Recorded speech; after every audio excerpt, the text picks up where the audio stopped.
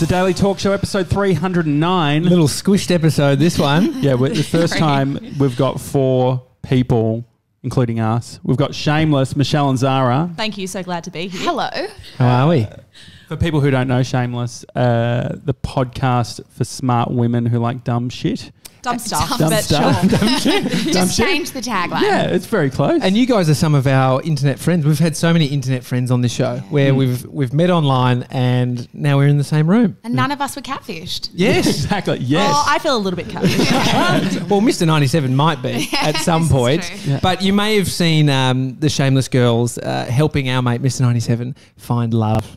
And You're welcome, Mr. 97. I see you Whoa. smirking across the room from us. wowee, that was a, how did you put it? The Journey? Cyclone Shameless. Cyclone Shameless. Cyclone Shameless. Right here in the Yeah. flesh. It definitely had that vibe, but it feels like the beginning. 97 doesn't have a microphone because we're all mic'd up. Yeah. But Sorry, buddy. The silent assassin for today's episode. Exactly. But he's gone on 2 dates. We can say that, I I think. can't tell you how proud I am, Mason. I feel like we were inundated with hundreds and hundreds of women who wanted to go on dates with you. The problem was so many of them were too old. Yeah. I feel like our demo is slightly older than 19, but we did find a couple of gems, I feel like. I think we did. Do you think there's like people are in relationships younger and then sort of slipping out at 24 because they're like, I need to develop myself? Yes. And I was in this young relationship and I What does hate that mean?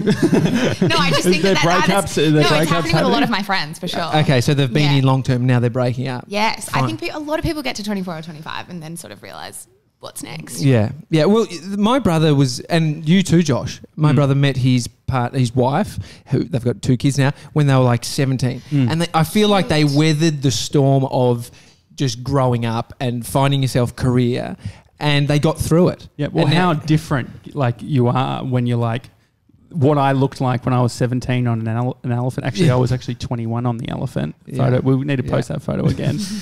But compared to now, like it's crazy. So yeah, there's definitely a lot of, but you also become more similar, I reckon, too. I feel like as well, isn't there that theory of the 7-year itch? Yeah. So if you're getting together at 17, so many people would be breaking up around 24 because Yeah. it's that typical timeline where yeah. things get really tricky. And when you're that young, you're probably like, fuck it, I can't be bothered making this work. Whereas when you're older and you've got kids and stuff, you just stick it out. I hope we're not discouraging Mason from finding a wife now. You No. can find a wife I now. think it'd be perfect. So it would mean 7 years. Yeah, so it would be... It's more old school. 22. It's commendable. Think about like our parents' generation. There was a lot more people who got together young and one love.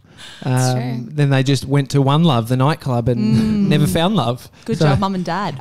We want to.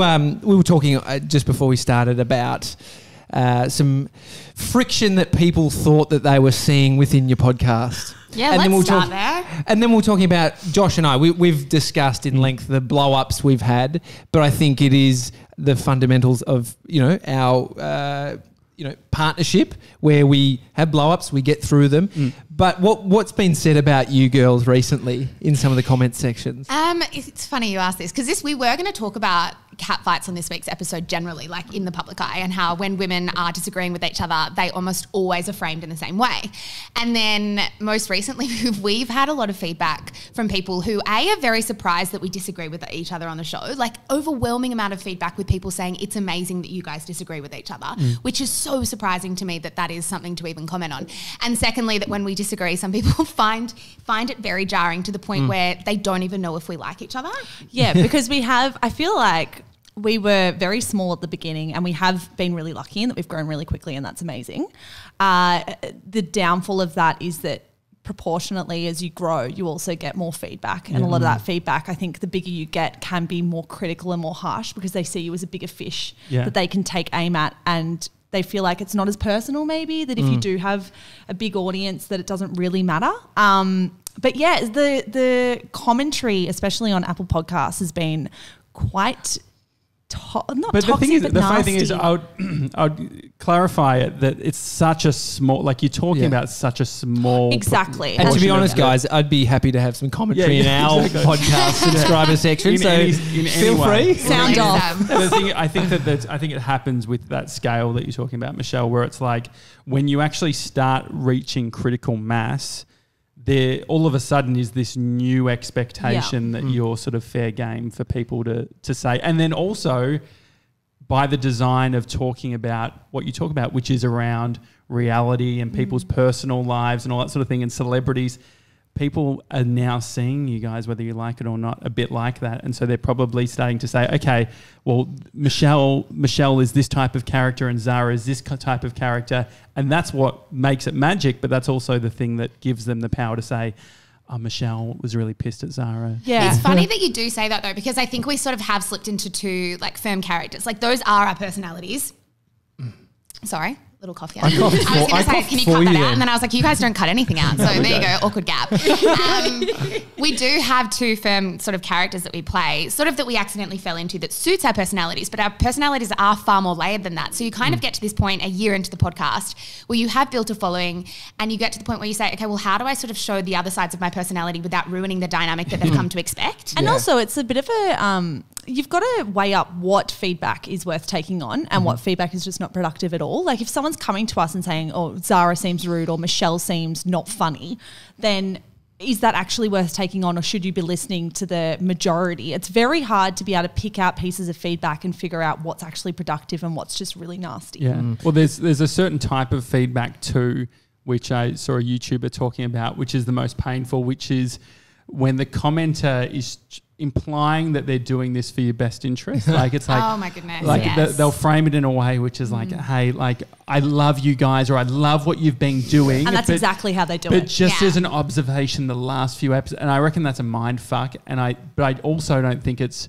true. It's just someone's opinion around. People feel uncomfortable when things go from a small thing to a big thing. Yeah, and I think you need to be on, not opposing sides. I think it needs to be genuine in your sort of clash of thoughts around something because if you were both the same, you probably wouldn't have... It'd be so boring. It'd be super vanilla and then I don't think we'd have a following. But also it gets to the point when you're like, if I am overly sarcastic and dry, which is my sense of humour, at what point does that become jarring on a podcast that reaches a lot of people who might not sort of understand that? And then you actually I think you do have to take elements of that on and say, I'm not going to dilute this in its entirety, but I do have to work out,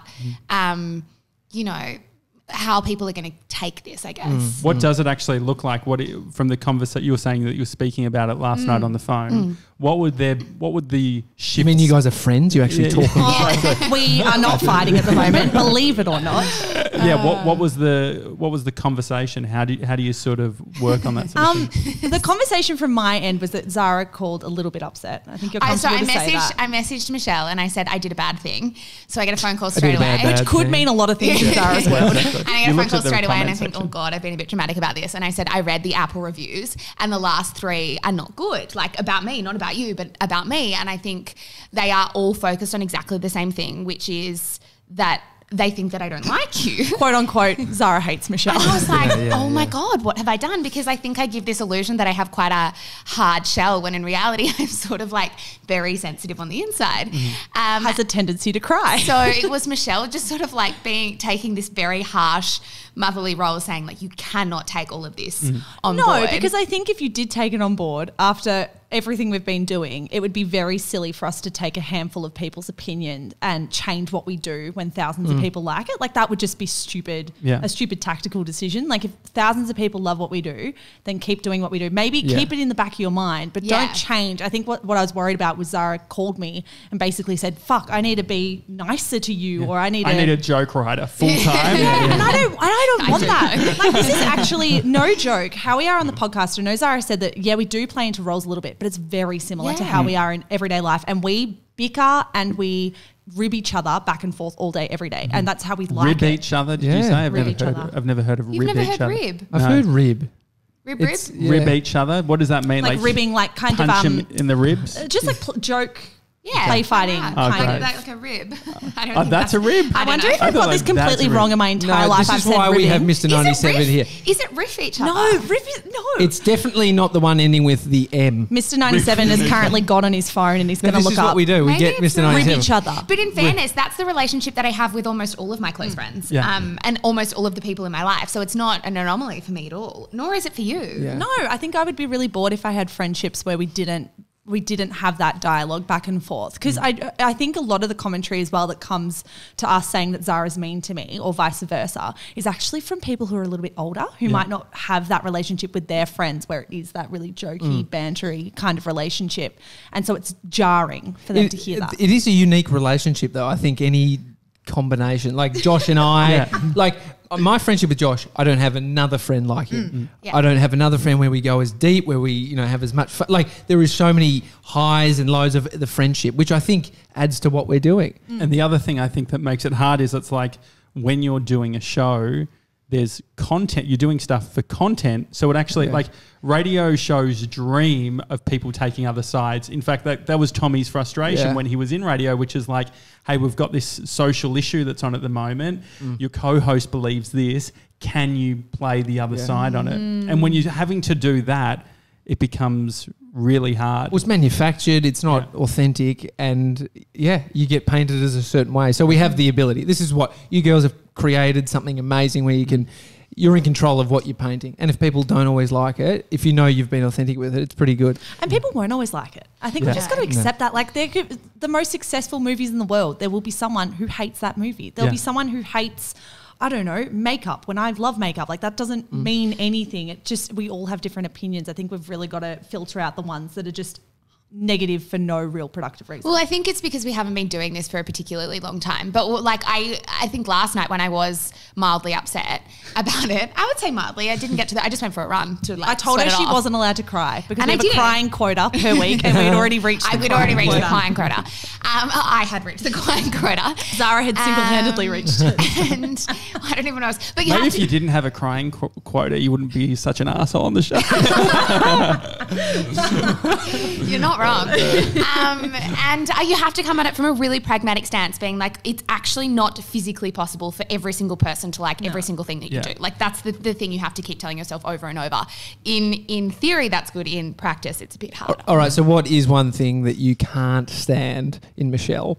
Oh, nothing. Let's do it. Michele is perfect. Well, TJ, we did this. So Ryan John was on the show, and he did a whole bit where it's like what we hated about each other. Yeah, when we had to say it at the exact same time. The thing was that Tommy went soft on it and said, drinking like my water bottle. He drinks this water bottle. It's so annoying. It's a blah, blah, blah, blah. Yeah, but that's the thing. When you spend so much time with someone, the tiniest quirks kill you. So on the count of three, you have to both say one about each other. We hated that shit though. I don't know what I'm going to say about you. I don't think you'll know what I'll say. You actually don't have. She's got one. I've got one. All right, here you go. 3, 2, 1. When she drinks into the being on microphone. So Michele said being on time. Not just being on time. She wants to be early to everywhere that we go, and it's just not efficient. I'm not over the top about it. I'm actually very subtle in my desire to be on time. She gets very annoyed if we're going to be like slightly. If we're going to be on time, she's annoyed. She wants to be early. Did you find that when you were growing up, Zara, were you always on time? Like, I feel like families are either late families or early. We were an on-time family. Yeah, sure. What about you, Michele? Same here, but I like being on time, like get there a few minutes beforehand. Allow a little bit of time for traffic, but get there on time. Zara likes to be fucking early to the point where you could like sit down and have a full breakfast before you get anywhere. Which is what I often do. That's a great idea. I do enjoy that though. Like, it's I not like efficient. the idea. I need time to get ready in the morning or often, like shower. You just get up earlier. You're the type that goes like 4 hours early to a Sydney flight. No. Zara does want to go ridiculously early to the airport. But once you start, it's such a dorky trait as well. It's great. Like when going into the Virgin Lounge, having a toasted sandwich. Ooh, you're going to the lounge, are we? I mean, that's Virgin Lounge. It's domestic. So I was reading a Guardian article that was written about you girls recently. You posted about it. It's like I loved it because it was like a succinct version of your story to date. Yes. And there was some things in there that are a part of your story that are so meaty and juicy. Like building this thing when other people thought you couldn't. It's the underdog kind of story here. And as the gossip and scandal show we are, we thought it'd be good to go. No, so I mean, what we love about it, because the thing is, I think connected up with Shameless. I think it was after we met Gemma Watts, who we've had on the show, and she was like, "Love Gemma, friend of the show, Gemma." Yeah, and she was like, "You've got to get into Shameless." And I remember early days it must have been like Logie. You were talking about Logies and stuff, and I was like in Europe, and I was like getting my Australian fix through you guys. But what I love about the story is that it is going for like a bit of a fuck you to the man, as I like to put it, which is like the big corporations and how you're meant to be doing it, and then you've gone out and done this thing on your own. How did you get to that point? How did you get to the point where saying, actually, we don't need permission to build this thing, we can just make it ourselves? I think for anyone who doesn't know the story, how dare you? We did pitch the podcast to a media network. They said yes, and then pretty quickly turned around and said actually no. And obviously that was hard. We were working there at the time. We were working there at the time, and obviously that was hard. And then there was a conversation that they might do the podcast in the future, or the idea in the future, but we might not host it. So we kind of had a conversation back and forth with each other where we were really disappointed because we believed in the idea so much. And we just thought, okay, well, we're writers and editors, but we have no idea about podcasts. We had no idea what podcast platforms were, how to edit, how to record, how to broadcast, really. So I think we just looked at each other and we said we believe in the idea so much. And I'm a person where I go by gut feel on everything. I feel like with content in myself that if my talent is anything, it would be that I think I know what ideas will work as content and what women want to consume. And it was both of our gut feel that we thought it would work, and we're like, okay, well, let's just make it happen. Like, let's just wing it and see if it pays off. And if it pays off, great. And if it doesn't, it's just extra experience, and we might know how to edit a program or edit a piece of audio. I don't even know the correct terminology anymore. We might know the machinations of making a podcast, and therefore we've upskilled That's a good anyway. word as well. Yeah. Machinations. Yeah, it is a good one. Tell their journals. Well, this is the thing that I like. Early days, I also looked at your LinkedIn's and I saw your ATAR scores, which you've since taken off. Yeah, because you bagged us for having them on there. I didn't bag you. Hey, we've nicknamed the guys. I was very impressed, but because I really like you guys have such a good vocabulary. Anyway, it's very. So you're working at this place. You've started the podcast. And then, to be honest, I think it also worked because we started it from a standpoint of let's teach ourselves how to do this so we can put it on a resume and find another job. Because most of our anxiety in our early 20s came from not knowing what our next job was going to be and what it was going to look like, and that we were never going to be employed again because there was no work in Melbourne and the industry was, changing completely. So we were very stressed about that. And so we just started it thinking, well, it can't be bad to have on your resume that you've started to try and do this. Like it can't be a bad thing. And then we started doing it, and it took a little bit. Those first few episodes would have been a bit dodgy. We had so many meetings with each other where we're like, how do we get people to actually listen to this? And we had to think super strategically. Like we were going around to universities, printing off hundreds and hundreds of posters about Shameless and sticking them on the back door of women's bathrooms because we thought, guerrilla marketing. Yeah. We thought amazing. If you can ever access young women, go to the bathrooms where only young women are at not university. for you, Mr. 97. That's specifically for a podcasting we'd be prosecuted if we entered the grounds of a university. You guys don't do that. Rightly so too. Yeah, definitely not the female toilets. We won't be doing that. And so what was the where was it that you saw the difference, the jump from this was something that's fun to it started to get momentum?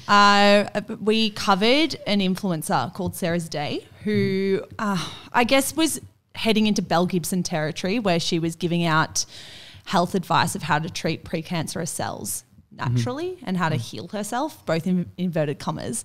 And we covered that, and that was probably the biggest response we'd got to a segment because I think it was something that a lot of young people were talking about, but no mainstream media publications were actually covering it. So we were kind of the first to cover it. We spoke to the Cancer Council. We put a blog up on the blog that I then had, which then that got a few, I think it was like 20,000 reads or something like that. And I think that was kind of our first episode where we branched outside of our circles and other people started to find us. And from then, I think that's when we had a really tough conversation with the company where we were working for that said, you know what, this isn't tenable probably for you guys to keep doing both things at once. Well, the juicy part of the article was that it felt too uncomfortable to be there. What was that? What's the wording? I won't put words in your mouth. I said it felt untenable to be working there because it was. I think the wording that we've used, and I think that the most accurate wording to use is that it was weird for us to have a podcast that was gaining traction inside a company that was running the biggest women's media podcast network in the country. And they've said you can't host it. Yeah. Well, there was sort of no conversation about whether this podcast would ever be taken on board by them. Yeah. And then it was when this when push came to shove, I guess, when it was like we either have to choose basically between this podcast and our jobs. That's the point I think where we needed to work out, do we jump with this or do we let it go? And that's the point that we decided to jump with it. And I mean, now I look back and I'm like, oh, well, obviously we'd choose to go with the podcast. But at the time, the podcast was getting a couple of thousand downloads per episode. Yeah. It wasn't like something where we could just jump out and that would be my full-time job and Zara would be sorted and it wasn't that No. easy at all. I think, again, it was just gut feel that we've thought, okay, yeah, it's getting traction, but in the next year or so, it might get a lot of traction if we invest a lot more time into it. So, Because there was a time where that media company you were working at were positioned as the new age digital movement.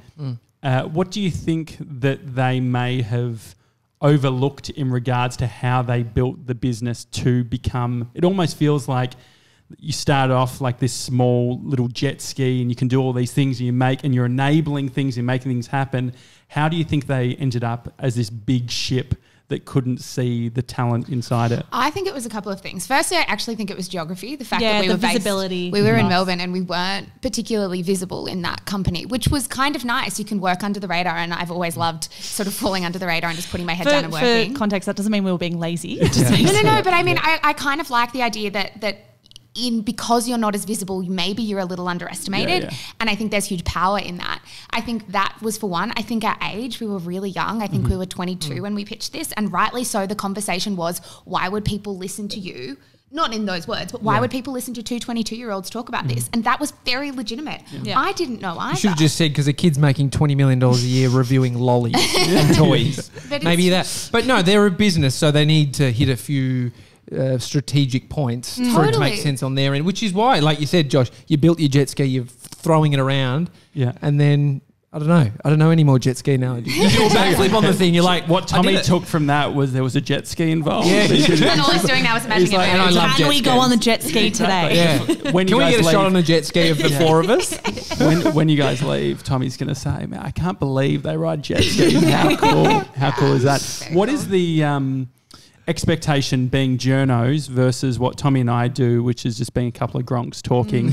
Are there extra sensitivities that you have to worry about, or when it's the podcast, you sort of strip that back and it's just like, hey, this is my opinion? I think this is something that we're grappling with at the moment, that we introduced the podcast as Welcome to Shameless, hosted by two Melbourne journos for so long. We've introduced that for over a year now as two Melbourne journalists. And I think at the moment we're grappling with whether or not that's the correct label. We have been journos in the past. Some of the stories we've both worked on have been pretty serious or very investigative in different areas, but it probably doesn't describe anymore what we actually do. I think more than anything, we're columnists and broadcasters and writers. I think we don't do much journalistic work. As far as covering segments, we always make an effort to make sure that we're covering both sides of the story, that our facts are correct, that we're going to experts to get the right opinions that we need, or the right information that we need to form our opinion. But yeah, it has definitely been something that we're grappling with at the moment. I don't think there'll ever be a point where like our background in journalism will never not sort of inform how we approach the podcast, which is what Michele said, like showing both sides and things like that. But, and sort of putting trigger warnings in front of segments, you know what I mean? Like doing the things, doing the checklist of things that we think we need to do. But Michele is right. I think we will stop introducing ourselves as journalists because we are editorializing the news cycle far too much to be seen as people that are unbiased. What's the word? What are you going to choose? Probably writers. Writers. Just something simple, because Yeah. we are writers, and like we still write online, but a lot of it is opinion based. Like I have a column with News Corp where it's just me trying things from pop culture and writing funny stories about it. So I don't think you can call that journalism. It's the craft of what you're doing, writing. Yeah. It's great. When we've talked a lot about the words, and you've got to, it takes time. You've got to pick one almost. Like, Well, yeah, well, it feels like sometimes we can get obsessed with that type of thing, and it can lead us in one direction as well. So if we're saying, you know, I'm a journalist, it does set a certain expectation or sort of like a posture in the way that you approach things. well, you are researched, and it's the opposite of what we are. Yeah, absolutely. We've got Mr. 97. Yeah, just to he's at least- our. Did you find out? Or you were looking? What Couldn't was find he anything, even sorry. looking? What was he looking can't for? Also, remember, but I ribbing just- someone isn't a thing. Couldn't find Have we made what this up? ribbing meant. Shit. Okay. I've Okay. said that in But- so many And I different It's think I okay. It's picked it now off your you. thing. Yeah, It's the thing. It's your thing. It is a Okay. thing. You own All it. right. Add it to fine. Urban. Can we get it on Just Urban making- Dictionary? This is the thing. You are your own media brand, Yeah. and you can. I'm the new term- Shakespeare, just inventing words left, right, and I centre. cannot believe that's not on Urban Dictionary. Okay, wait. I don't trust Mr. 97 Yeah, just Can you yet. re-look it again? Thank you. And so you've started this thing, and you've left. Yes. Like, I've made so many stupid decisions in my life that I've thought it's stupid in the moment, but I've given them a crack, and then I've gone, wasn't that stupid? How stupid did you think it was, or were you totally backing yourselves? I didn't think it was that stupid. Granted, I went straight into another job. Michelle went freelance, but even still, I didn't think it was stupid. I thought in the short term there wasn't going to be much to come from it, but I had a pretty strong feeling, and I think so did Michelle, that in a year this was going to be a good investment. I think as well, our two personalities is that I'm very emotional. So I'll jump into things quicker than Zara will. Zara's very logical, and I think that makes us a good team because we balance each other out, and it means that when we make decisions, we have both like gut feel, but also reason. But the cry quota is used more with Zara? Yes, which makes it all the more confusing. Okay, sure. Yeah. I think Zara frustrated cries. Like she, maybe unable to show her full emotion. Then maybe it just all she's comes out at once. Whereas all my emotion kind of ekes out of me all day, every day, just on a smaller level. Yeah, it's like a constant slow drip of a tear. All day, every day. It's like a tap. And so when you decided to actually, Zara, make the jump from the employment that you had to go into full-time freelance, who did you have to reach out to from the conversation? Like, I know when I decided to quit my job, I said to my mum, I said, Mum, I've got some news. I've decided to leave Envato. I'm starting my own thing. And she said, well, this is something I don't want to hear. And then so I hung up, and then I went on a rampage. I called Brie and I said, no, she's done. I'm not saying I just need people who are supportive in my life. And I'm going to make this. And it actually gave me a lot of fuel. I said, I'm going to add it to the fuel of fire and watch it burn. It was quite chaotic. Wow, I've never seen this side of you. We're the emotional ones. No, I'm really tweaked. So what did that look like for you? Not quite as dramatic, if I'm honest. I can give you my mum's number because she can change that for you. I am I have quite a cautious personality, and I'm very risk averse. So I remember being in the job that I was in, the second job that I was in, and I was about a month in messaging Michelle thinking I've made a massive mistake. Like I shouldn't have taken this job. We have too much work on. So for about 6 months, I was working that job, working through my weekends, working after work. So I think by the time it came to January when I needed to quit, everyone in my life knew that there was no other option. Literally everything was set up for us. We knew exactly what we were going to do the minute I was full-time. Zara's transition into full-time work was much simpler and kinder than mine was. Everything was set up, and I think because I had so much time. So annoying. But it was annoying for Michelle and I because I was so cautious about it, and I had just started that job, and I liked the job, and I didn't want to quit and leave them. I just felt awkward about it all, and I am a bit of a people pleaser, so I didn't want to muck them around. I didn't want to muck Michelle around. I just didn't know what to do. How did you feel, Michelle, at that time? When Zara went into... Well, when Zara was sort of fucking around doing her... What was your gut saying? Job? What was your gut saying? Come on board. Well, yeah, I think it's funny because I was totally fine with it. I think if anything, it was the reverse, that Zara did feel a bit of guilt over that time, that if I was working more on the podcast during the day, doing more of the behind the scenes admin stuff, potentially more of the editing during that time or whatever, Zara did feel this growing sense of guilt that she then had to step up when she did step away from her job, and almost had to make up for the last few months, which I didn't feel that at all. Like, she's offered so many times to do more work than what I'm doing at the moment, just so she can make up for it. But I don't think we want that at all, because to me, we described this the other day to someone else who was interviewing us, that the podcast is like our baby. So it was almost like I was the stay-at-home mum for a time, and now we're both stay-at-home mums, and it's still the same baby. Like, no matter what, if I worked on it a little bit more, that doesn't matter to me, because it's the same end goal, and my wins are her wins and vice versa. So I think if anything, it was more difficult for Zara that she had to carry on this like emotional load of feeling like she didn't have enough energy and time to dedicate to all her different projects. Whereas I was just at home like writing my column and doing some podcast stuff. Like, it was pretty easy on me. And the other thing we said in another interview a couple of days ago is my other concern is that I was getting home from work and wanting desperately to do this podcast work, which was what I would go and do. And then I would get to 10 o'clock at night and think, well, if I burn out, that's not going to be good for either of us Yeah. as well. So at what point do I step away and actually not do this work for the benefit of the podcast, or at what point do I Yeah. keep taking stuff on? It It was a weird balance. It was almost like financially it was more tricky on me because I made the choice to go into freelance without anything set up or any life raft to jump onto. But physically it was more taxing on Zara. We had the jet ski anyway. Yeah, well, I jumped onto the jet ski If and the then podcast that is the fun thing. I think we look at it and go, how do you not burn out on the fun thing, the thing that we actually Yeah. love doing? What do you guys think about that? Like, I think if we had have burnt out, it would have happened already. Yeah. I think if I would have burnt out in the podcast, it would have been 4 months ago. there's still time. Yeah, you're not wrong. I think we keep it to, I mean, the podcast is still fun and it actually still is one of my favorite parts of my week, but it is framed very much in a work sense to the point where I don't want to talk about what we're going to do in the podcast all day, every day. Like we have very set times of the week where we're going to talk about what segments we're going to do, how we're going to approach it, and then we kind of just drop it. It's very hard when the podcast comes with a community that sort of infiltrates all parts of social media that you need to then moderate. Like you got thousands of producers all telling you what to cover. Well, exactly. And a Facebook group that wants to talk about what you're talking about. Yeah. And that is so wonderful and so rare. Are you still in that Facebook group, Mr. 97? Mate, his he's mum's on the group. Yeah. Thank did you, she? That's Mrs. amazing. Mrs. 97? I don't know how to word that. I wonder if your mum got an A. I know that's she New Zealand. Not sure what they. But we do have to moderate that group a lot. Yeah, and that is hard to not burn out when you're waking up at whatever time you wake up in the morning and moderating that. And then to the moment you go to bed, there's sort of no point where you're not thinking about it. And I don't think either of us have reached a point now where we're balancing that well. And it's also that like we've got a lot on our plates at the moment. Like we're doing a lot of different things outside of Shameless that will like be in the next few months. But above anything, we constantly say to each other when we are really busy and we're doing lots of meetings or whatever, we constantly look at each other, we're like, Shameless comes first. Like no matter what, Shameless has to be priority. We have to make sure on Friday that we have basically a clear day when we're not doing anything really intensive. Sorry guys, you're just fun. This is fun. But we want to make sure that on Friday that we kind of have that day to focus on content prep and being in the right headspace for the podcast.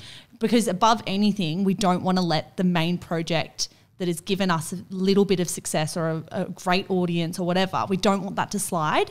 And I think some people can sometimes get lost in that you create something that's really good and then when you start getting paid for it, the content slips away. Yeah. But above anything, we want to make sure that the content is great and therefore the money will come later. I want to ask you about social media in a second, but it's Fat Fridays. Today is Fat Fridays, which we yes. haven't had. And so, Hang on, I got to get something. I forgot that's why we're here. Yeah, and so Mr. 97, wow. he's cooked for both the dates that he's been on. And Did you cook? Yeah, both times. That's the kind of man he is. Did you cook Mexican? And then it didn't work out. Pizzas This and is wraps. a So chef. anyway, we've got to Please come over and let Mr. 97. Michelle put this chef's hat Is this on for you. me? No, this No, is no, for no, no. Like, what? 97. No, we to don't put make on. our guests I don't cook. know how to put Yeah, this exactly. on. So Oh, this is great. Surely This is too much.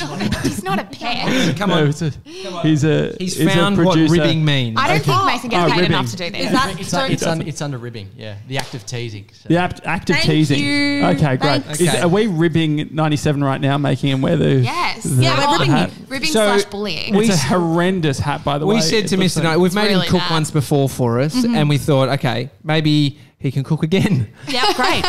It's amazing that we throw things at him, and he just never has once ever said no. How Do we far think could they this is a go? problem? Do we need to teach Mason how to say no? Yeah. there could be Mason, that. I can step in as a HR manager if you ever feel uncomfortable. Someone clearly needs to. Would be done if you did. But so what Mason has done has Mr. 97. He's done some prep work at home, and Oh he's my brought goodness. in his waffle machine. Stop it. Because what I'd said was, What is Mr. 97 makes waffles at home. I've had some of his savoury waffles, right? Yeah. And I said, can you make them on the show? He said they take 15 minutes to make each one. It's too long. I'm like, I like the pressure. I think you should do it. Anyway, he went behind my back and 97, can you come here and explain on my microphone why you're not doing the whole thing from scratch now? Look at his hat. It's so good. Yeah, I had to clarify with Mum, but apparently the eggs, when you whip them up and they go fluffy, apparently you can't leave them for a long period of time. You're such a scientist. Well, Lucky mum's around, hey? yeah, Sam, my brother as well, he helped out doing them also. My boyfriend literally can't cook toast, let alone waffles, so. Well, so the thing is, so what he's ended up doing, because 97 was going to bring the batter. Like I said, bring it and then you can prepare that, but you've got to... it would have gone rock. Yeah. And so he's pre-made the waffles. He's going to make the waffles and then present them. So he just needs to heat... So he's basically got the waffle in its sort of a form that you would assume is a waffle, but he's using the waffle maker to heat up the reheat waffles. them. To re-waffle the waffles. Can we not say reheat? Reheat. To heat up? No, reheat present. sounds, To toast. sounds like You're toasting them. That leftovers. sounds fancy. I mean, I'm looking at from over here and you're going to tell me that's not leftovers. I'm hoping that he There is has this foil. done by the time the show's kind of wrapping up. We can see them, because I'm always apprehensive about eating on the Any show. dietary requirements? No fruit for me. I'm intolerant to fruit. I just don't want Okay. food Is That that- poisoning. sounds fake, but it's You know what? 100%. I'm intolerant. I'm intolerant to salicylates, which is a chemical in most fruits and vegetables. So Wow, I have really? the diet And of a vegetables as well? 14-year-old boy. Yeah. Which is what? Amazing. like pasta, yeah. carbs, just full on carbs, hardly any vegetables. Yeah. That sounds awesome. Yeah, lots of people think it is, but I used to love like avocado is a big one for me, but also used to that love like thing's a dried fruit. fruits, Can you have raspberries. avocados? I can have avocado, but like minimally. Is so this- once a week maybe. When did you find this out? Is this like, because there seems to be a millennial trend that we all are intolerant Yeah. to things, and it's a great excuse to not eat things No, as this well. was bad. Zara's seen the photo. So I broke out. This was when I was maybe 20, like a full-on neck rash right no. around, like bleeding every day. It was gross. Wow. Oh, great, crusty. But also my asthma hot. was horrible. Like I was admitted to hospital multiple times that year with really bad asthma attacks. I started having like really low depressive moods, and I went to a dietitian. And I had been salicylate intolerant when I was a kid. So I'd had all these like skin allergies and asthma and everything as a kid. And my parents had just kind of, I think they thought I had grown out of it. That's why I think with asthma, like I used to get asthma really bad, but I haven't had a puffer for like 10 years. Really? So we're Oh, just, I wish I was like you. Yeah, I'm on no, 3. but there's going to be a day where the asthma storm comes Yeah. and I'm going to Yeah. I'll give you one. I've got like 4 in my bag. I'll give you one. Wow. It gets real, But real quick. yeah, it was just really, really bad. So I guess when I was a kid, maybe my parents were feeding me certain types of food. But when I reached 19, 20, I was going out and eating my own food and buying my own stuff to make. And I must have just tilted really far towards, I had bad eating at the time, really far towards like an orthorexic kind of diet where it was basically healthy. only fruits and vegetables. Yeah, Fruitarian. super healthy to a fault Yeah. where it was all I was eating. Just watching a bit of Sarah's Day and Yeah, a little bit eating too your much little Sarah's straws. Day inspired. Yeah. 27 bananas today. The thing with all those vloggers is I get into them. The thing is that I take part of, so I'll take the bit from their vegan, like when it's a vegan, for instance, I'll take the bit where they eat a lot of fruit, but then I'll watch a paleo person and then I'll eat a lot of meat. It turns out I'm just eating a lot of everything. So it's like, you can't get fat from 40 bananas. Yeah. You can if you combine it with also peanut butter. Yeah, 20 and kilos also- of peanut butter. Yeah. What was your request, Zara? For dietary? Yeah. No food poisoning? Oh, no food poisoning. No, I think we can. Yeah. I think we're. if we can get through the commercial show without kitchen shitting here. our pants, that would be... No, I think that's fine. Social media. I saw Michelle. You posted something about how you took some time off from social media. Did I? Yeah, I do saw that somewhere. Or the you've thing- written an article. I know you wrote a blog post. Well, the thing is that I find it interesting, like to extend that, I was listening last night to your latest episode Yeah. and you both have a very positive outlook Now on I do, social yeah. media I know what you're talking compared about to now. then, Yeah. compared to what TJ's describing, because I feel like I'm still in the stage of like, fuck social, like I'm scrolling, just going, fuck this, I hate this, I hate social Yeah. media, I hate myself. So I think what happened was late last year I took like a significant amount of time off social media just because I started tracking it first of all on my iPhone. I had that little app up where it would tell you how much time you spend on Screen your phone time. every single Oh, yeah. day, Yeah. and it was alarming. Did you say 5 hours? Was there a time where it was 5 hours? Yeah, 5 hours a day, which some people I would say that to and they'd be like, oh, that's nothing. Also, your work is on social media. Who the fuck's so saying it's that's not- nothing? Is that Gemma Watts? People that were on like 8 hours a day, That was 9 hours nothing a for day. me when I was working that full-time job and I was basically talking to Michelle the entire day because we were working on the side, I would look at my screen time and be like, I've just worked 2 work days because I've spent 8 hours on social media. I think there would be something in employees and social media viewing way up. I reckon there would be like an average higher in people that work for other people. Well, there's also something like about writing and what you're doing. You can do a lot of it on your phone as well, which is cool. Do you find that part of the tool being something that can be used for good, but it's also... Well, I think I did go through that period last year where I was really negative about social media, but now I feel like I've let go of the guilt. I think I was tracking it and taking time off it because everyone continually says, don't be on your phone too much and make sure that you go and see the world, which of course I agree with. But at the same time, it is a part of our job. And I think in the past few months, I've just come to the realization that if I'm content and I'm happy and I'm fine and I'm still exercising and I'm still enjoying life, then I don't need to have this negative feeling towards social media, because I feel like we're almost told that being on your phone all the time is really, really bad and you should feel really guilty about it. And we're always putting labels like you're addicted, we're all addicted to our phones. I don't know. I think if you're not doing the shit you want to be doing, and it's taking up time's time being from spent on that, and you're complaining to your partner about wanting to excel in your career or go traveling or earn enough money to do something. I think then it's like it's a unique problem. That if it's being used if it's being used as a pacifier for other issues, that's where it's an issue. But if it's just like there is something in that, like I know a friend who went on that like a diet which was essentially like eat what you want when you want. Like it was a whole book on it, and it was like I never even thought of it. Like, what about if whole we book? just... That could just be like a sentence. Yeah, eat what you want whenever. But the thing is, we're so fucked up that it requires like all this training around like how we look at food. Yeah. I think we can pretend as well that like giving up social media will be like the panacea for all your problems in life when that's just so not the case. Like, absolutely. I don't know. I think we can be super negative, but recently I'm like, what? Like, social media is such a huge part of my connection with other people. And when Facebook and Instagram went down a week and a half ago, I spent the day being like, oh, fuck, I really enjoy the communities that I've got online and I enjoy the group chats with my friends on WhatsApp. And without that, I would be really lost and isolated. I still think, though, I feel better about myself when I'm not on my phone.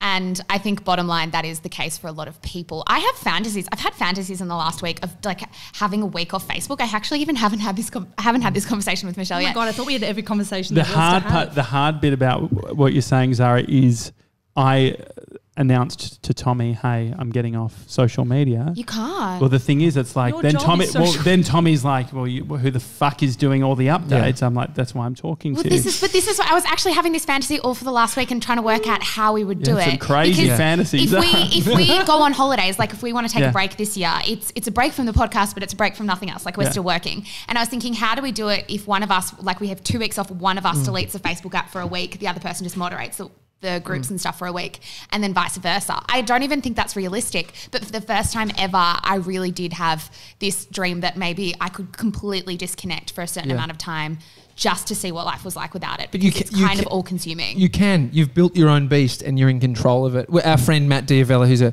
YouTuber, Josh was talking to him online, another online friend that we've actually met, when he had, 100, 500, 1,000 subscribers. Yeah, it was when he first started. Now he's got 1.1 million. But so he releases a video, and he used to release it on a Monday, which meant he was anxious across the weekend and having to work, going, fuck, I need this out. And so what he did was Tuesday. Yeah. Which meant he got his weekends back. But he thought he was in a trap. And then he decided something else. So it is, I think we are in control. Well, the other thing I thought is at what point, so we have one of the biggest sort of takers of our time is our Facebook community, which we love. It's also a taker of my time. The amount of things that come up in my feed. You can leave. You don't have to. How does the notifications work on There's groups? no notifications. They just come up. Yeah. It's just so... I don't know. It's so much very content. sticky. The Shameless... Because I don't have Facebook now, but I added the group from Breed. Because the other thing is when I started listening to the show, I was like, I wonder what's happening in the Facebook group. The podcast is very much positioned to women. And so it was like, hey, girl, like I feel like at the end it's like, so ladies, if you want to go on to the Facebook group, I was like, it's the equivalent of like, it felt like a women's bathroom. No, I know your audience. I feel like I'm in a huddle. That. I feel like I'm in a huddle. Yeah, nice. Well, I did have a friend, there was a book club that was getting started at one of my old jobs. and the first book was Lean In by Sheryl Sandberg, right? Good book. Yeah, great book. Anyway, my friend came up to me and they said, hey, we're doing this book club. It's going to be a great time to like chat about the book and all that sort of thing. Anyway, sign up here. And I signed up and she came up to me. She said, I'm only saying this because you're like a really good friend and I know it's maybe not PC, but you're the only dude in the whole company that's put their name down. Oh, honey. And because of the like... That's what he said to her. Oh, honey, I understand. Yeah, so I was like, she said, do you mind? Like, because then people might be able to be more open. And I was like, oh, that's cool. I was fine with it. So you didn't go into the book club? I didn't go into the book club. Oh, that's so sad. Yeah, it's fine. It's all right. There are like men's clubs and stuff. That Yeah, you can still exactly. join. I definitely. Well, that's why I felt. I was like, I like the reason that I wanted to read it and stuff was to understand and to be like part of the cause. So it was like, oh well, if all I have to do, if I don't have to fucking read it as part of the all cause, I have to do is remove myself. I mean, that's a win, isn't it? That's a good point. I don't know. With our Facebook group, I wonder if one day this year, if we went on holidays, if we could post in there. I don't know if this is like too radical an idea to be the Facebook group's taking a break for a week. Like we're not posting. We're not. I think it would be that we'd have to pay someone to moderate. No, do you know what you need? A Mrs. 97. Miss 97. Ms. 97. Oh, it could actually be his wife. Yeah, we You could. don't mind finding a wife soon? Maybe she won't take his name and she'll be Mrs. 99 or something. Oh, very nice. That would be such a shameless listener thing to do as well. The group like that, what's the pressure to respond to all these people? Because I know you got this period of building your page and your brand and your business and your following, and you're like, the good strategy is to reply to every single person. Yeah. When does that stop? I think it has stopped. Yeah, I don't think the pressure for us is to reply to everything. It's keeping our eye on everything, but it's keeping the tone in line with the podcast. Because I think if the tone of the Facebook group goes a bit rogue, it becomes maybe nasty or like a cesspit of bitchiness, then I think it directly undermines what we do in the podcast. So that's kind of the overarching aim for us with the Facebook group, is making sure that the conversations are productive and smart and playing the issue, not the woman. And that's kind of hard to do, keeping your eye on that all the time, because it's not just the posts that you're approving that you're making sure are fine, it's the conversations that exist underneath them, which can go on for hundreds of comments. And if you get 11,000 people together to discuss anything, eventually without moderating it, it's going to go down one path, which is not great. 11,000 people. There's probably 1,000 gronks. It's 11,000 people. Not in ours, thanks. It's great to know Tommy's that. one. Oh, yeah, so just one gronk. I'm in there. It's great to know that some journos or some people with experience around, fact checking actually are running a page like that, because you could see how it could go rogue, right? You could just dump something in there and create a It did for a storm. time. So it did for a time before we started approving every post. When we let everything in, because we wanted it to have this sort of like real-time vibe when people were watching television or... Is that why my post hasn't gone up? You guys have... No, I'm joking. Probably. I don't know why we'd let through anything you posted. Kidding. I don't think Too many Facebook... like dick pics Too or many. something. I was going to say, not. that's a Facebook level. That's where your shit's getting deleted from. That's not even getting to Shameless. Yeah, that's true. That's Zuckerberg. Yeah.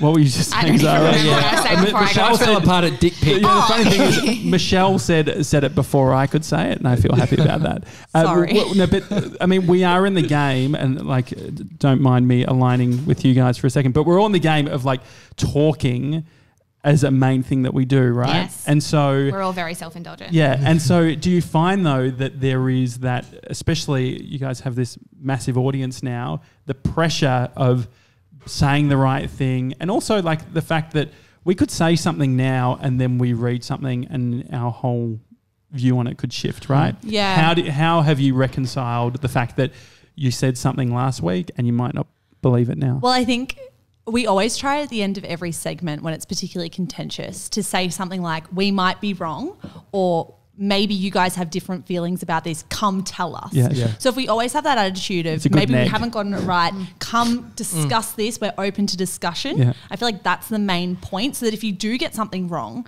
then people do feel like they can come to you and have a legitimate conversation without actually attacking you or being quite violent in their language, I guess. Or being What about just saying stupid shit? Like Oh, I earlier we were fucked talking up. about that ribbing thing, and I said the one with the M, which is Rimming. Yeah. and We're then not I'm as like, rogue as you.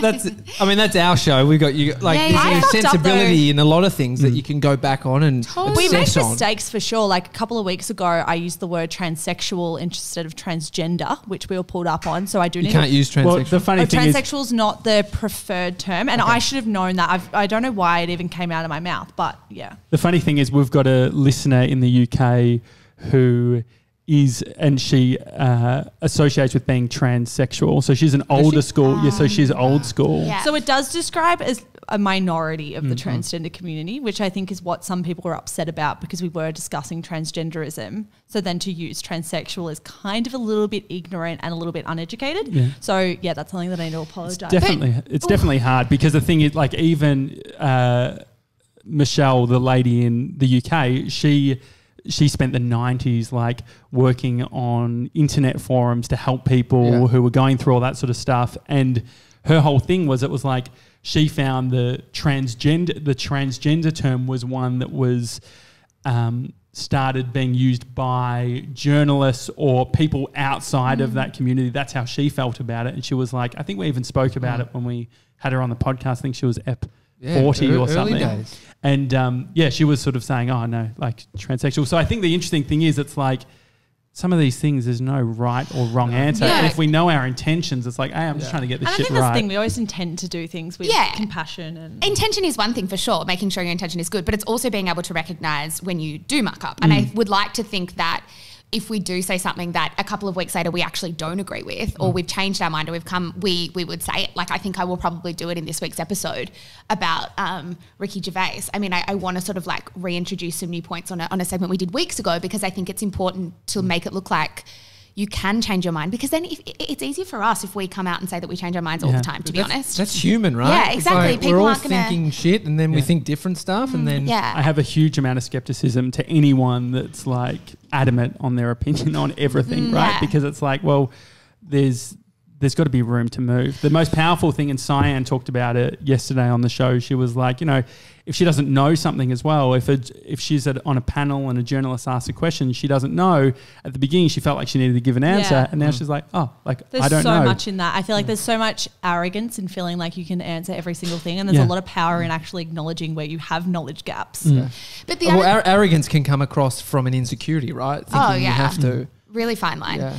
But Oh yeah, that woman's not arrogant. I swear to God. No, that's not what I was But saying. for us, I think it's sort of a hard line to walk, because nobody's going to want to listen to a conversation where you seem very unsure of yourself. Yeah. So you have to seem very confident in the research that you've done and the points that you have, while also saying this might not be completely correct, and also I could change my mind on this. And so that's sort of like a hard game to play.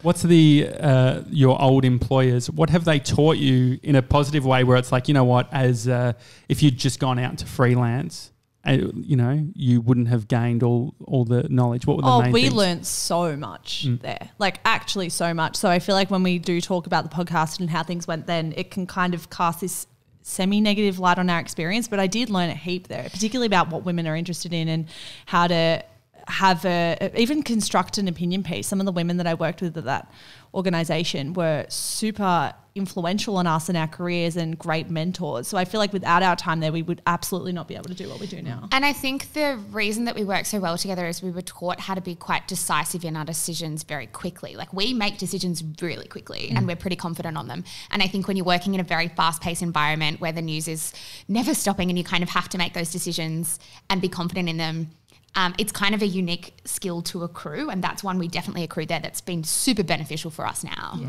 Mr. 97, I can see it in the corner of my eye. Did you put fucking fruit on both of them? Oh, have you got a non-fruit one as well? Well, this is like a Okay, proper great. thing. God, very Oh my aggressive God. for someone Thank you, who's getting 97. free food. Oh, wow. He's hungry. He's hungry. Did you put fucking fruit on all of them? Do you want Can I? Is that maple syrup that I spot? That's maple Just that's syrup. Just fine. maple Yeah, syrup. that's perfect. I like a couple of do we dirty have waffles. forks or something as well, or no? All right, he's Eat a it full with your chef. We're going to hands. let the process unfold. Thank you. I am Michelle's look micromanaging great. a little Okay, bit. look at those. Lovely. They Lovely. sort of look like when you go to like a real cheap hotel in the US, they always have like a waffle. Yeah. I go straight to it. I'm not going to lie. It is hard being allergic to fruit and vegetables, but that's fine. Yeah. Wow. I'll be, This is proper. yeah, it does So look very good. dream big, guys. This is what you can do on your my podcast. God. I love it. You've warmed up the. This is great. Compote. What's this? berry compote. I mean, if he doesn't have a wife in the last 2 dates, he'll certainly get one soon. Mr. 97, can you come over and just sort of give us the chef's spiel about what you've presented to the girls and MKR style?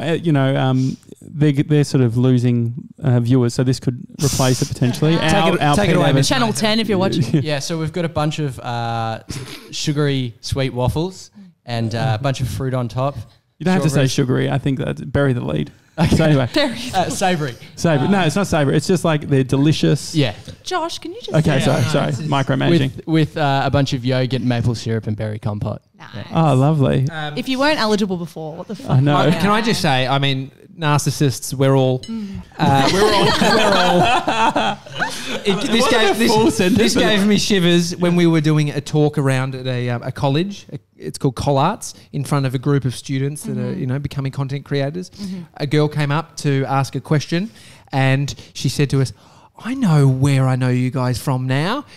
She recognised Mr. 97 from the Shameless dating show. What can we say? Not only that, but I was at a surprise birthday party on Wednesday night. Who has a surprise birthday party on Wednesday night? Well, she didn't plan it, you see, because it's a surprise. Yeah. But a man would it definitely was the boyfriend. But TJ, that's too much. No, mate. My wife gets into me about what is too much maple syrup. Maple syrup, is it maple syrup, like flavoured maple syrup? No, or it's not the hot cake syrup. It's legit 100%. It's got the Canadian flag. Would you like some? Anyway, you were at that party. What happened? Yeah, I was at the party and I was just having a conversation with someone else. I said, we've got Cyan on Thursday and then Friday, Shameless. And then all of a sudden, the other side of the room had taken no interest, and all of a sudden they said, "Shameless." Yeah. Is that how I was? You're making us very uncomfortable. Shameless, and I was Michelle's actually got goosebumps. Exactly, yeah, narcissistic goosebumps. We all do. We all get them. I think people still confuse us with the TV show. Yeah, that's right. Are you that's sure they meant Shameless? Absolutely. The podcast? They're she's like, I love those girls, and then I quickly aligned where I'm like, yes. They're very good internet friends of mine. And it was great. Very good internet All right, friends. before we get into this, what's next for you girls? Ooh, what is Are we allowed? Hopefully no burnout. We have, I hate people that do this, but we have other podcasts that we're working on, projects. Is that what we would say? Yeah, projects. We want to become a media company. Yeah, you are a media company. Yeah, you're. Well, we're not yet. We're just a podcast at the moment. Well, yeah, we're somewhere in between. Do you realize how much it costs to set up an actual legit company? Yeah. $650. $650, and then $250 every year for your ASIC fee. Yeah. ASIC fees. It's not cheap. And then your trusts, if you we're setting up trusts. Them, we're setting up a whole structured thing. Sorry, Zara's telling me to shut up. I just don't know if it's really that appropriate. Oh no, we spent literally yesterday 10 minutes talking about business structure. So look at her, she's so annoyed at me now. I don't know if it's that appropriate. Yeah, it makes sense. But domain names, you guys have got to get on the domain names and stuff because are you calling it Shameless Media? We don't know yet. These are all the conversations that we're having. Because shameless.media, because when I think I saw you've looked into it. Are you trying to buy our domain name? No. I do this all the time. He bought Hamish Blake's domain name. I did. You did? Yeah, I did. And he hasn't yet given it back to him. No, I said to Hamish. Is this this weird, okay, how's that? There it was. I said, was this sort of just like a subtle drop? Like I bought Hamish's domain name and then I said to Hamish. Oh, no. I see what you're doing. You have friends in high places. I was trying to make it very clear. I bought the domain name because I constantly. And then I said to Hamish. I said to Hamish, no, I'm a little bit neurotic, so I'll look up domain names constantly. So I probably searched all of your names or whatever, Mr. 90, like everyone, right? Mr. 97. I owned 131060.com back in the day, which was the radio station, Fox FM's radio thing. So I had a huge amount of domain names. I had one that was, how about this? I got offthegrid.com, right? Are you taking questions? Yes. Yeah. Can I ask why? Well, I think it's because when I got joshjanssen.com in 2005. Thank you. Is this something we're supposed to be impressed by? All right, good job. It's fucking amazing, right? It's also a bit weird. And I'm obsessed with search engine optimization. So if someone searches you, so cool. how do people find you? What do they see? How can we sort of control all that sort of thing? And so... No, so I do buy a lot of domain names. Is that as a side hustle so that eventually you'll buy one I've that's never like sold gold one. mine? Yeah. And so my whole thing is it's not for me to make money off, but I see it as everyone should have their own domain name, and I'm pretty evangelical so you're kind about of like collecting stamps, but like the Yeah. 2019 It is. It's the modern day collecting stamps, but you're going to pay $20 a month, $20 a year. When you're dead. Yeah, well, I thought I'd bought offthegrid.com, Yeah. right? And it was my heart was racing. It was crazy, right? Because it's saying the more generic, the harder they are to buy. We've got thedailytalkshow.com, We've got bigmediacompany.com. This clearly there's someone in the business who knows domain names. And so anyway, Am I missing something? Where are we going with Yeah, this? yeah. There's a Get me punch. to the There's a punchline. So I ended up, I didn't actually buy off the grid.com. I bought off the gird.com. And Spelt it wrong. Spelt it wrong. So it I'll wasn't- buy that off it you. How wasn't- much do you want for it? No, I first ended up sale letting it lapsed. lapse. So how are we doing Like, with You our can buy domain names? MichelleAndrews.com. Well, Are you? No, I'm joking. Do you just like identify anyone who you think might go somewhere someday and just buy their domain What, like name? Hamish Blake, he might go somewhere one day. No, Yeah. well, I was so surprised. Like the Hamish one only happened like 2 years, 2 years ago, where I was like, because there was actually there's domain trolls, domain name Yeah. trolls where they'll hold on to Yeah, a guy them. bought Jules You. London. Yeah, no, I'm not the troll though, because I'll straight away be like, hey, I actually don't I'll just transfer it to you. or whatever. JulesLund.com was bought by some other guy. Yeah, it was like a Messaged full him troll. and actually said, I'll give it to you. So it was this Oh, weird, he like, did? what are you So doing? that does happen as well.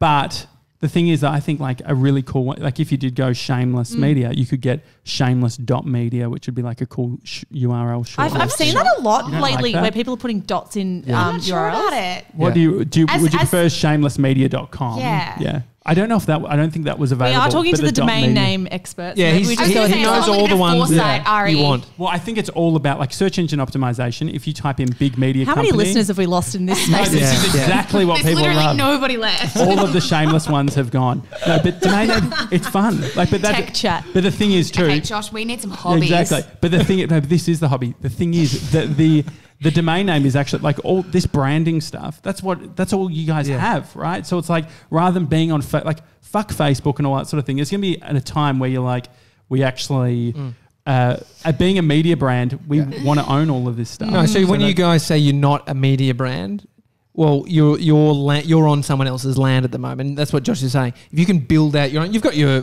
mailing list, which is essentially Yeah. building your media brand. Yeah. But you've got it. You just need to build a bigger Everything media just brand. needs to be sort of like formalized a little bit. We're Yeah, a bit sure. fast and loose at the moment. you need to work out the trustees of the trust and all Yeah. that sort Yeah. of Zara and Actually Zara. Both Hey, Zara. thank you for coming on. This has Thank been you fun. for having us, and thank you, Mr. 97, for the waffles, of which we haven't yet started. Isn't that nice Hey, though? Well, Tommy was like, he's like, we're not eating the waffles on the show. Oh my God, that is like Zara. If I ever drink or eat anything That's what I said within a when they 10-meter said, radius. what annoys you the most? You- I said when she drinks on mine. What I've realised from this episode is I'm more like Zara and you're more like Oh, Michelle. yeah. Really? Emotional Mr. and Mrs. people for Domain. life. yeah. Yeah. But who cries more? Yeah. You. Who would cry the more? I Most reckon. Do you cry much? I've cried more since becoming a dad because The classic excuse. That's what they all say. No, like I just feel like I'm in touch. Like I care more about everything.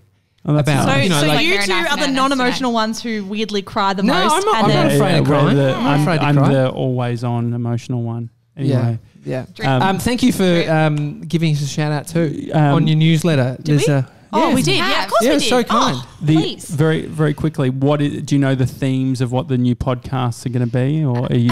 We can't say. Yeah, we no, can't that say makes because sense. contracts haven't been signed yet. So we've got to God, you got contracts. You're a bigger media company than us. yeah, we've got to well, lock shit down. First. Yeah, we do. So no, we can't say, and that's like very annoying. yeah, that's I right. hate when people do that. That's okay. It's a daily Oh, talk to be honest, show. that's more information than we've given anyone else. Yeah, So there's yeah. podcast coming. Yeah, that's There's and more the media podcasts. brand. I think the media brand stuff is big. Like that's where we are wanting to take all of our stuff, which is like then you've got this like hub to build Yeah. upon. Does it include jet skis? That's what I'm still. Yeah, wondering. there is a jet ski podcast, Yeah. and you Yeah. guys are hosting it. That's what we do. Yeah, sponsored by Yamaha, guys. It's a Daily Talk Show. Hi at thedailytalkshow.com if you want to tell us what we said wrong during the show. Yeah, nice. Otherwise, we'll see you Monday. Catch you guys. See you guys. Bye.